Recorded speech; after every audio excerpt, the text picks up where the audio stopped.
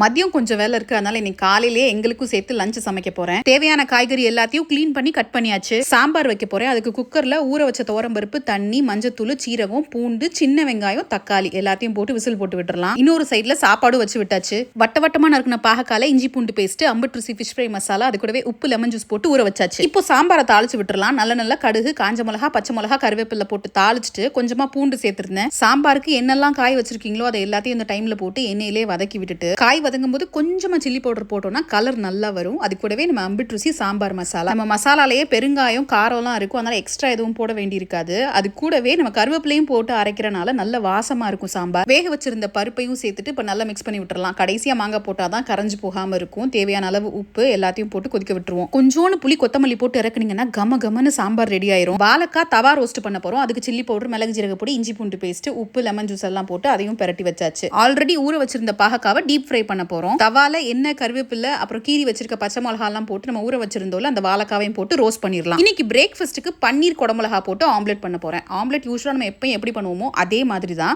அந்த பன்னீரை வந்து நல்ல குட்டி குட்டியா உதுத்து வச்சிருக்கேன். குடமிளகாவுமே அதுல இருக்கான்னு தெரியற அளவுக்கு தான் இருக்கணும். அப்பதான் பசங்க வேணான்னு சொல்லாம சாப்பிட்டுருவாங்க. நல்லா 2 சைடு செவக்க விட்டு எடுத்து அது கூடவே பப்பாளி இருந்தது, அதையும் வச்சு கொடுத்துட்டேன். இந்த பாகக்கால அவ்வளவா கசப்பு தெரியாது, மொறு மொறுன்னு ரெடியாகி வந்துருச்சு. எடுத்துடலாம். சாம்பார் பாத்தீங்களா, சூடா சாப்பாட்டோட கொஞ்சம் நெய் போட்டு சாப்பிட்டு பாருங்க, அம்பிட்டு ருசியா இருக்கும். வாழைக்காவும் ரெடி ஆச்சு. லஞ்ச் பாக்ஸ் பேக் பண்ணி ஸ்கூலுக்கு அனுப்பியாச்சு. இவரும் இன்னைக்கு சீக்கிரமே ரெடியாகி கிளம்பிட்டாரு.